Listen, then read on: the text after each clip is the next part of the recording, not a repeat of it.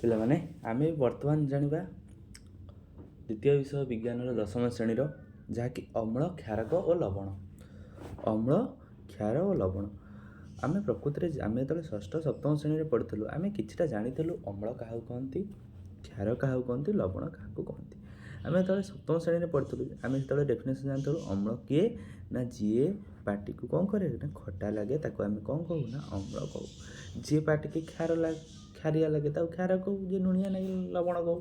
ଆମେ ଯେତେବେଳେ ପ୍ରଥମେ ପଢ଼ିଥିଲୁ ତ ଇଏ ସବୁ ଖଟାର ନାଁ ହେଲା ସବୁ ଅମ୍ଳ, ଆଉ ସବୁ ଯାକ ଖାରିଆର ଫିଟିକିରି ଏଗୁଡ଼ା ସବୁ ଆମେ ଜାଣିଥିଲୁ।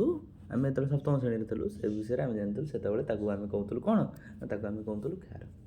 କିନ୍ତୁ ସବୁ ଜିନିଷ ଯାହାକି ଖଟା ଲାଗେ ତାହା ଅମ୍ଳ, ଏଇଟା ପ୍ରକୃତରେ ଏଇଟା ସଠିକ୍ ନୁହେଁ। କାହିଁ ସଠିକ୍ ନୁହେଁ? ତ ଆମେ ଯଦି କହିବା ହାଇଡ୍ରୋକ୍ଲୋରିକ୍ ଏସିଡ଼୍, ତାକୁ ତ ଆମେ ପାଟିରେ ଟେଷ୍ଟ କରିବାନି, ପାଟିରେ ଟେଷ୍ଟ କଲେ କ'ଣ ହେବ ନା ଜିଭ ଜଳିଯିବ। ତ ତାକୁ କେମିତି ଆମେ ଜାଣିବା ଅମ୍ଳ? ନାଇଟ୍ରିକ୍ ଏସିଡ଼୍ ତାକୁ ଆମେ କେମିତି ଜାଣିବା ଅମ୍ଳ? ସଲଫ୍ୟୁରିକ୍ ଏସିଡ଼୍ ତାକୁ କେମିତି ଆମେ ଜାଣିବା ଅମ୍ଳ? ତ ସବୁ ଜିନିଷକୁ ଆମେ ପାଟିରେ ଟେଷ୍ଟ କରି ଜାଣିପାରିବା ନାହିଁ କି ସେ ଅମ୍ଳ କି କ୍ଷାର କି ଲବଣ। ସବୁ ଜିନିଷକୁ ଆମେ ପାଟିରେ ଟେଷ୍ଟ କରିପାରିବା ନାହିଁ। ଏଥିପାଇଁ ତିନୋଟି ବୈଜ୍ଞାନିକ ତିନି ପ୍ରକାର ମତ ଦେଇଛନ୍ତି। ପ୍ରଥମ ବୈଜ୍ଞାନିକ କିଏ ନା ଆରେନାସିୟସ୍। ଆରେନାସିୟସ୍ ହେଲା କ'ଣ ନା ପ୍ରଥମ ବୈଜ୍ଞାନିକ। ସେ କ'ଣ କରିଛନ୍ତି ନା ଅମ୍ଳ କିଏ କ୍ଷାର କିଏ ତା ସମ୍ପର୍କରେ ଜାଣିବା ପାଇଁ ସେ ଗୋଟେ ମତ ଦେଇଛନ୍ତି। ସେ କହିଛନ୍ତି ଅମ୍ଳ କିଏ ସେ ନା ଅମ୍ଳ ଯିଏ, ଶୁଣ ପ୍ରଥମେ, ତାପରେ ଆମେ କନସେପ୍ଟ ବୁଝି ସାରିଲା ପରେ ତାପରେ ଯିବା ସେପଟୁ, ତାପରେ ପଢ଼ିବା। ଆରେନାସିୟସ୍ କ'ଣ କହିଛନ୍ତି? ଅମ୍ଳ ଯିଏ କ'ଣ କରେ ନା ଜଳରେ ଦ୍ରବୀଭୂତ ହୋଇ ଆମକୁ H+ ଆୟନ ଦିଏ। ଆମେ ଯେତେବେଳେ ପ୍ରଥମେ ଦେଖିବା ଜଳରେ ଦ୍ରବୀଭୂତ ହୋଇ ସେ ଆମକୁ କ'ଣ ଦେବ ନା H+ ଆୟନ, ତାକୁ ଆମେ କ'ଣ କହିବା ନା ଅମ୍ଳ କହିବା। ଅମ୍ଳ କାହାକୁ କହିବା ନା ଯେ ଜଳରେ ଆମର ଦ୍ରବୀଭୂତ ହୋଇ ଆମକୁ ଦେବ କ'ଣ ନା H+ ଆୟନ ଦେବ। H+ ଆୟନ ଜଳରେ ଦ୍ରବୀଭୂତ ହୋଇ ଦେଲେ ତାକୁ କହିବା କ'ଣ ନା ଅମ୍ଳ ବୋଲି ଆମେ ତାକୁ କହିବା।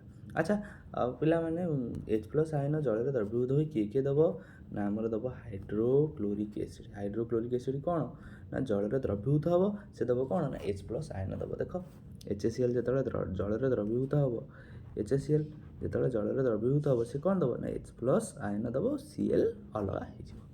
ହେଲା, ବୁଝିହେଲା? ଆଚ୍ଛା, ଏସବୁ ଜଳରେ ଦ୍ରବୀଭୂତ ହୋଇଛି H+ ଆୟନ ଦେଲା, ସେ ହେଲା ଅମ୍ଳ। ଆଉ କ୍ଷାର କିଏ ନା ଯେ ଜଳରେ ଦ୍ରବୀଭୂତ ହୋଇ OH- ଆୟନ ଦେବ, ସେ ହେଲା କ୍ଷାର। କ୍ଷାର କାହାକୁ କହିବା ନା ଯେ ଜଳରେ ଦ୍ରବୀଭୂତ ହୋଇ OH- ଆୟନ ଦେବ।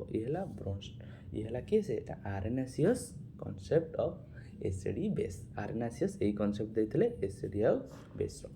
ମେନଲି ଆମର ଦଶମ ଶ୍ରେଣୀର ଅମ୍ଳ କ୍ଷାରକ ଚାପ୍ଟରଟା ଆଙ୍କରି ଆରେନାସିୟସ୍ଙ୍କ କନସେପ୍ଟ ହିସାବରେ ପରିଚାଳିତ। ଆରେନାସିୟସ୍ ହିସାବରେ ଆହୁରି ଅଛନ୍ତି ବ୍ରୋଷ୍ଟେନ୍ ଲୋରୋସି ଏସିଡ୍ ଆଣ୍ଡ ବେସ୍, ତାପରେ ଲୁଇସ୍ ଏସିଡ୍ ଆଣ୍ଡ ବେସ୍। ଏଗୁଡ଼ା ଆମେ ଏତେ ଜାଣିବାନି, ଆମେ କେବଳ ଜାଣିବା ଆରେନାସିୟସ୍ ଏସିଡ୍ ଆଣ୍ଡ ବେସ୍। କାହିଁକିନା ଆମେ ଦଶମ ଶ୍ରେଣୀ ଆମେ ବ୍ରୋଷ୍ଟେନ୍ ଲୋରୋସି ଲୁଇସ୍ ଏସିଡ୍ ବେସ୍ ଜାଣିଲେ ତୁମେ କନଫ୍ୟୁଜନ୍ ହେବ। ତେଣୁକରି ଆମେ କେବଳ ଜାଣିଲୁ କ'ଣ ନା ଆରେନାସିୟସ୍ ଏସିଡ୍ ବେସ୍। ଯିଏ ଜଳରେ ଦ୍ରବୀଭୂତ ହୋଇ H+ ଆୟନ ଦେଲା ସେ ହେଲା ଅମ୍ଳ, ଯିଏ ଜଳରେ ଦ୍ରବୀଭୂତ ହୋଇ OH- ଆୟନ ଦେଲା ସେ ହେଲା ଆମର କ'ଣ ନା ସେ ହେଲା କ୍ଷାର। ଆଚ୍ଛା, ଅମ୍ଳ କ୍ଷାର ଆମେ ଯେତେବେଳେ ଛୋଟ ଥିଲୁ ଆମେ କ'ଣ କରୁଥିଲୁ ନା ପାଟିରେ ଆମେ ଟେଷ୍ଟ କରି ଜାଣୁଥିଲୁ। ସେ ଯିଏ ଖଟା ଲାଗିଲା ସେ ହେଲା ଅମ୍ଳ, ଯିଏ ଖାରିଆ ଲାଗିଲା ସେ ହେଲା କ୍ଷାର। ଆମେ ଫିଟିକିରି ଉଦାହରଣ ଦେଲୁ, ତେନ୍ତୁଳି ଖଟା, କଇଁଆ ଖଟା, ଯେତେ ସବୁ ଖଟା ଜାତୀୟ ଜିନିଷକୁ ଆମେ କ'ଣ କହୁଥିଲୁ ନା ଅମ୍ଳ କହୁଥିଲୁ। କ୍ଷାର କାହାକୁ କହୁଥିଲୁ ନା ଖାରିଆ ଯିଏ ଲାଗିଲା ତାକୁ କହୁଥିଲୁ ଆମେ କ୍ଷାର। ତ ସବୁ ଜିନିଷକୁ ତ ଆମେ ପାଟିରେ ଟେଷ୍ଟ କରି ଜାଣିପାରିବା ନାହିଁ। ତେଣୁକରି ଆମେ ଏଥିପାଇଁ କ'ଣ ଦରକାର ନା ସୂଚକ ଆବଶ୍ୟକ। ସୂଚକ କ'ଣ ନା ସୂଚକ କହିଲେ କ'ଣ ବୁଝ ନା ଅମ୍ଳ ଯିଏ କ'ଣ କରିବ ନା ଅମ୍ଳ ଓ କ୍ଷାର, କିଏ ଅମ୍ଳ କିଏ କ୍ଷାର, ସିଏ ସୂଚନା ଦେବ, ତାକୁ କହିବା ଆମେ ସୂଚକ। ଅମ୍ଳ ଓ କ୍ଷାର ଜାଣିବା ପାଇଁ ଆମକୁ ନିଶ୍ଚିନ୍ତ ଭାବରେ ଗୋଟେ ସୂଚକର ଆବଶ୍ୟକତା ରହିଛି। ଯାହାଫଳରେ କ'ଣ ନା ଆମେ ସବିଶେଷ ଅମ୍ଳ କ୍ଷାର ଜାଣିପାରିବା। କେଉଁ ଅମ୍ଳ କ'ଣ, କିଏ କେତେ ଗାଢ଼, କିଏ କେତେ ଏ ବିଷୟରେ ଜାଣିପାରିବା। ଆମେ ଡାଇରେକ୍ଟ ଗୋଟେ ଦ୍ରବଣକୁ ଆମେ କହିପାରିବା ଏଇଟା ଅମ୍ଳ କି ଏଇଟା କ୍ଷାର। ଆଚ୍ଛା, ସୂଚକ ହେଲା କେତେ ପ୍ରକାର ନା ସେହିପରି ସୂଚକ ଆମର ହେଲା କେତେ ନା ତିନି ପ୍ରକାର। ସୂଚକ ହେଲା ତିନି ପ୍ରକାର। ଗୋଟେ ହେଲା ପ୍ରାକୃତିକ ସୂଚକ, ସଂଶ୍ଳେଷିତ ଏଇଟା ସଂଶ୍ଳେଷିତ ସୂଚକ, ଆଉ ହେଲା ଗନ୍ଧ ସୂଚକ। ହେଲା, କେତେ ପ୍ରକାର ସୂଚକ ନା ପ୍ରାକୃତିକ ସୂଚକ ଗୋଟେ, ଆଉ ଗୋଟେ କ'ଣ ନା ସଂଶ୍ଳେଷିତ ସୂଚକ, ଆଉ ଗୋଟେ ଗନ୍ଧ ସୂଚକ। ଗନ୍ଧ ସୂଚକ ମାନେ କ'ଣ ନା ତା ଗନ୍ଧରେ ପରିବର୍ତ୍ତନ। ପ୍ରାକୃତିକ ସୂଚକ କହିଲେ କ'ଣ ବୁଝ ଆମେ ଦେଖିବା ପ୍ରଥମେ ଆଗ ଦେଖିଦେବା ପ୍ରାକୃତିକ ସୂଚକ କହିଲେ କ'ଣ ହେଉଛି ନା ଯେଉଁଟା ପ୍ରକୃତିରୁ ଆମକୁ ମିଳେ, ଯେଉଁ ସୂଚକଟା ଆମେ ପ୍ରକୃତିରୁ ଆମକୁ ସେଇଟା ମିଳିଛି। ଆମେ କହିବା ଲିଟମସ୍ ପେପର। ଲିଟମସ୍ ପେପର କ'ଣ ନା ଥାଲୋଫାଇଟା ନାମକ ଏକ ଶୈବାଳରୁ ଆମକୁ ମିଳିଛି। ଥାଲୋଫାଇଟା ନାମକ ସେ ଗୋଟେ ପ୍ରକୃତିରୁ ମିଳିଛି ହେଲା। ଆମେ କହିବା ହଳଦୀ। ହଳଦୀ ଗୋଟେ ପ୍ରାକୃତିକ ସୂଚକ। ଲାଲ ବନ୍ଧାକୋବି, ପେଟୋନିୟମ୍, ଜିରୋନିୟମ୍, ଜେରେନିୟମ୍ ଏଗୁଡ଼ା ସବୁ ହେଲା କ'ଣ ନା ପ୍ରାକୃତିକ ସୂଚକ। Litmus paper. ଲିଟମସ୍ ପେପର ଆଉ ଗୋଟେ ହେଲା କ'ଣ ନା ଲାଲ ବନ୍ଧାକୋବି, ହଳଦୀ, ପେଟୋନିୟମ୍, ଜିରେନିୟମ୍ ଏଗୁଡ଼ା ସବୁ ଯାକ କ'ଣ ନା ଗୋଟେ ଗୋଟେ ହେଲା କ'ଣ ନା ଏଗୁଡ଼ା ଗୋଟେ ଗୋଟେ ହେଲା ପ୍ରାକୃତିକ ସୂଚକ ଆମର। ବୁଝିପାରିଲ? ଆଚ୍ଛା ହଉ। ଆଚ୍ଛା ଆମେ ଦେଖିବା ଏବେ ଲିଟମସ୍ ପେପର ଉପରେ କିଛି ଜାଣିବା। ଲିଟମସ୍ ପେପର ଦ୍ୱାରା ଆମେ କେମିତି ଜାଣିବା ଯେ ସେଇଟା ଅମ୍ଳ ଗୁଣ ସିଏ ଅମ୍ଳ କି କ୍ଷାରୀୟ। ଦେଖ ଲିଟମସ୍ ପେପର ହେଲା ଦୁଇ ପ୍ରକାର। ଗୋଟେ ହେଲା ବ୍ଲୁ ଲିଟମସ୍ ପେପର ଆଉ ଗୋଟେ ହେଲା ରେଡ୍ ଲିଟମସ୍ ପେପର। ଯେଉଁଟା ଏ ଚିତ୍ରରେ ଦେଖାଯାଉଛି ଏଇଟା ହେଲା ବ୍ଲୁ ଲିଟମସ୍ ପେପର ଆଉ ଗୋଟେ ହେଲା ରେଡ୍ ଲିଟମସ୍ ପେପର। ଆଚ୍ଛା ଲିଟମସ୍ ପେପର କ'ଣ କରେ ନା ଯେତେବେଳେ ବ୍ଲୁ ଲିଟମସ୍ ପେପର ବା ନୀଳ ଲିଟମସ୍ ପେପର ଯେତେବେଳେ ଏସିଡ୍ ବା ଯେଉଁ ଅମ୍ଳରେ ମିଶେ ସେ କ'ଣ ଦିଏ ନା ନାଲି ବର୍ଣ୍ଣରେ ଚେଞ୍ଜ ହେଇଯାଏ। କେଉଁ ବର୍ଣ୍ଣ ଚେଞ୍ଜ ହେଇଯାଏ ନା ସେ ନାଲି ବର୍ଣ୍ଣକୁ ଚେଞ୍ଜ ହେଇଯାଏ। ଦେଖ ଯେତେବେଳେ ନୀଳ ଲିଟମସ୍ କ'ଣ କରେ ନା ନୀଳ ଲିଟମସ୍ କ'ଣ କରେ ନା ଏସିଡ୍ ସଲ୍ୟୁସନରେ ବା ଅମ୍ଳୀୟ ଦ୍ରବଣରେ ସେ କ'ଣ ହୁଏ ନା ନାଲି ଦେଖାଯାଏ। ବଟ୍ କିନ୍ତୁ ନାଲି ଲିଟମସ୍ ସେ କ'ଣ କରେ ନା କ୍ଷାରୀୟ ଦ୍ରବଣରେ ସେ କ'ଣ ଦେଖାଯାଏ ନା ନୀଳ ଦେଖାଯାଏ। କ୍ଷାରୀୟ ଦ୍ରବଣରେ ଇଏ ନୀଳ ଦେଖାହେଲା, ଇଏ ହେଲା କ'ଣ ନା ଅମ୍ଳୀୟ ଦ୍ରବଣରେ ନାଲି ଦେଖାହେଲା। ଇଏ ନୀଳ ଦେଖାଯିବ କ'ଣ ନା ନାଲି, ନାଲି ଦେଖାଯିବ କ'ଣ ଦେଖାଯିବ ନା ନୀଳ ଦେଖାଯିବ। ଏଇଟା ଲିଟମସ୍ ପେପର। ଏବେ ଲିଟମସ୍ ଦ୍ରବଣ ବି ମିଳୁଛି। ଏଇଟା ୟୁନିଭର୍ସାଲ୍ ପିଏଚ୍ ଆମେ ତାକୁ କହିବା। ଲିଟମସ୍ ଦ୍ରବଣ ବି ମିଳୁଛି। ଲିଟମସ୍ ଦ୍ରବଣ କ'ଣ କରିବ ନା ଲିଟମସ୍ ଦ୍ରବଣ ବି ସେୟା କରିବ, ଆକୁ ନୀଳ କରିବ। କାହାକୁ? କ୍ଷାରୀୟ ଦ୍ରବଣରେ ନୀଳ ଦେଖାଯିବ ଲିଟମସ୍ ଦ୍ରବଣ। ଆମେ ଯଦି ପକାଇଦେବା ବୁନ୍ଦାଏ ଲିଟମସ୍ ଦ୍ରବଣ ଏଇଟା ବିଜ୍ଞାନଗାରରେ ଥବ, ଏଇଟା ଦେଖାଯିବ କ'ଣ ନା ନୀଳ ଦେଖାଯିବ, କ୍ଷାରଟା ନୀଳ ଦେଖାଯିବ, ଅମ୍ଳଟା ଦେଖାଯିବ ନାଲି ଦେଖାଯିବ। ନାଲି ଯେତେ ଅଧିକ ନାଲି ହେବ ସେତେ ତା'ର ପିଏଚ୍ ସେତେ ଅଧିକ ହେବ। ପିଏଚ୍ କଥା ଆମେ ତା ପୂର୍ବରୁ ପଢ଼ିବା। ଯଦି ସେଇଟା ଅମ୍ଳ ନୁହଁ କି କ୍ଷାର ନ ହୋଇଥିବ ତା'ର ରଙ୍ଗ କେମିତି ହେବ ନା ବର୍ଣ୍ଣ ହେବ କେମିତିଆ ତା'ର ନା ନୀଳ ଲୋହିତ। କେମିତିଆ ବର୍ଣ୍ଣ ହେବ ନା ନୀଳ ଲୋହିତ ବର୍ଣ୍ଣ ହେବ। ନା ନାଲି ହେବ ନା ନୀଳ ହେବ, ବର୍ଣ୍ଣ ହେବ କ'ଣ ନୀଳ ଲୋହିତ। ବୁଝିହେଲା? ଆଚ୍ଛା ଇଏ ହେଲା ଲିଟମସ୍ ପେପର କଥା। ତାପରେ ଆମେ ଦେଖିବା ହଳଦୀ। ହଳଦୀ ଗୋଟେ ପ୍ରାକୃତିକ ସୂଚକ। ତୁମେ ଦେଖିଥିବ ହଳଦୀଟା ଆମର ଯେତେବେଳେ ଡ୍ରେସ୍ରେ ପଡ଼ୁଛି, ଆମେ ତରକାରୀ କଥା କହିବା, ସାଧାରଣ ତରକାରୀ ଯେତେବେଳେ ଆମ ଡ୍ରେସ୍ରେ ପଡ଼ୁଛି କ'ଣ ହେଉଛି ନା ସେ ହଳଦୀ ରଙ୍ଗ ହେଇଯାଉଛି। ହଳଦୀ ରଙ୍ଗ ହେଉଛି ନା ନାହିଁ, କିନ୍ତୁ ଯେତେବେଳେ ଆମେ ତାକୁ ଡିଟର୍ଜେଣ୍ଟରେ ବା ସଫା ହେଇସାରିଲା ପରେ ତା'ର ରଙ୍ଗ କେମିତି ହେଇଯାଉଛି, ଦାଗ ପଡ଼ିଯାଉଛି ଗୋଟେ ଆମର ପଡ଼ିଯାଉଛି ଲୋହିତ ବାଦାମୀର ଗୋଟେ ଦାଗ ପଡ଼ିଯାଉଛି। ତା ଦେହରେ ଆମେ କ'ଣ ଜାଣିପାରୁଛୁ ନା କ୍ଷାର ସଂସ୍ପର୍ଶରେ ହଳଦୀ ଆସିବା ଦ୍ୱାରା କ'ଣ ହେଉଛି ନା ଲୋହିତ ବାଦାମୀ ରଙ୍ଗରେ ପରିଣତ ହେଉଛି। ତୁମେ ଦେଖିଥିବ ଯେତେବେଳେ ଗୋଟେ ହଳଦୀ ତରକାରୀ ପଡ଼ିଗଲା, ଧଳା ସାର୍ଟ ତୁମ ସ୍କୁଲ ସାର୍ଟ ଆଗରୁ ଯେତେବେଳେ ଥିଲା, ସେ ସ୍କୁଲ ସାର୍ଟରେ ଯେତେବେଳେ ତୁମେ ଡାଲି ଖାଉଥିଲ ଡାଲିଟା ପଡ଼ିଯାଉଥିଲା, ମାଆ ମାନେ ନେଇ ତାକୁ କ'ଣ କରୁଥିଲେ ନା ଧୋଇ ଦେଉଥିଲେ। ଧୋଇ ଦେଲା ଫଳରେ ତା ରଙ୍ଗଟା କେମିତି ହେଉଥିଲା ନା ଲୋହିତ ବାଦାମୀ ରଙ୍ଗ ହେଇଯାଉଥିଲା।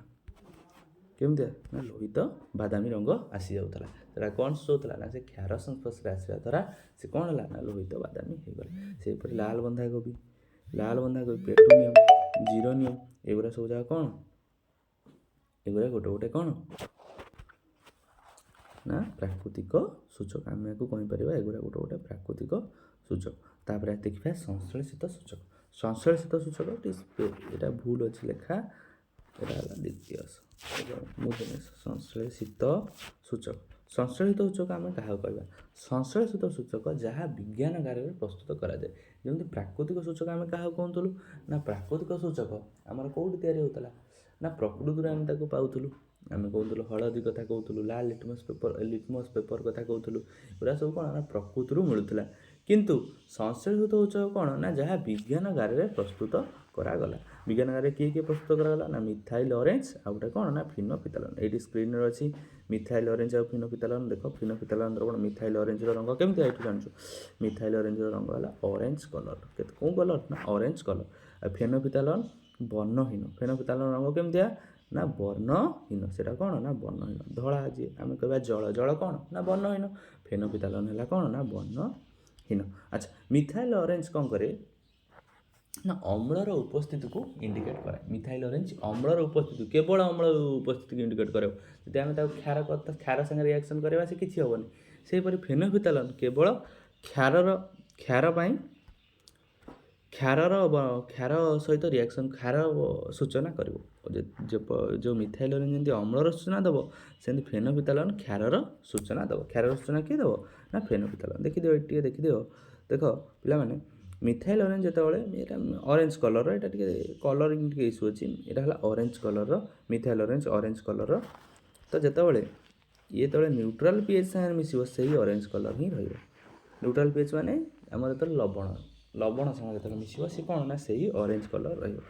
ଆଉ ଯେତେବେଳେ ଏସିଡ୍ ମାନେ ଅମ୍ଳ ସାଙ୍ଗରେ ଯେତେବେଳେ ଅମ୍ଳୀୟ ଦ୍ରବଣରେ ଯେତେବେଳେ ପଡ଼ିଯିବ, କ'ଣ ନା ଅମ୍ଳୀୟ ଦ୍ରବଣ ଯେତେବେଳେ ମିଥାଇଲ୍ ଅରେଞ୍ଜରେ ପଡ଼ିଯିବ, ଏଇଟା କ'ଣ ହେଇଯିବ ନା ନାଲି ରଙ୍ଗରେ ପରିବର୍ତ୍ତନ ହେଇଯିବ। ନାଲି ଆଉ ଅରେଞ୍ଜ ମିଶା ରଙ୍ଗ ହେଇଯିବ, ମେନଲି ନାଲି ରଙ୍ଗ ହେଇଯିବ ଆମେ କହିବାକୁ ଗଲେ। କିନ୍ତୁ ଯେତେବେଳେ ଗୋଟେ ପଡ଼ିବ କ'ଣ ନା କ୍ଷାର ଯେତେବେଳେ ପଡ଼ିବ, ଯେଉଁ ରଙ୍ଗ ସେଇ ରଙ୍ଗ ରହିବ। ସେହିପରି ଆମେ ଯଦି ଫେନୋଫିଥାଲନ୍ କଥା କହିବା, ଫେନୋଫିଥାଲନ୍ର ସେଇ ଆସିବ। ଫେନୋଫିଥାଲନ୍ କ'ଣ ଆସିବ ନା ଫେନୋଫିଥାଲନ୍ ରଙ୍ଗ ହେଲା କ'ଣ ନା ବର୍ଣ୍ଣହୀନ।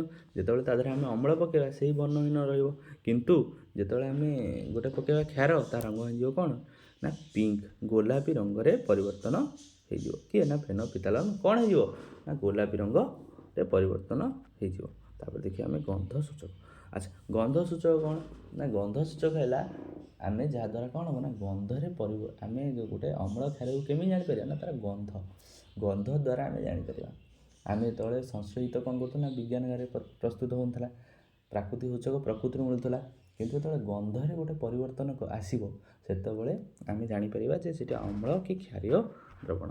ଆଚ୍ଛା, ଦେଖ ପିଆଜକୁ ଯେତେବେଳେ ଆମେ ଅଧିକ ସମୟ କାଟିକି ରଖିଦେଉଛୁ, ସେ କ'ଣ ହେଉଛି ନା ତା'ର କିଛି ଗୋଟେ ଗନ୍ଧରେ ପରିବର୍ତ୍ତନ ହେଉଛି। ଲବଙ୍ଗ ତେଲ, ସେହିପରି ଭାନିଲା ତେଲ, ଏମାନେ ସବୁ ହେଲା କ'ଣ ନା ଗୋଟେ ଗନ୍ଧ ସୂଚକ। ଆଚ୍ଛା, ଗନ୍ଧ ସୂଚକରେ ଯେତେବେଳେ ପିଆଜ ଯେତେବେଳେ ଆମେ ଗୋଟେ କ'ଣ କରିବା ନା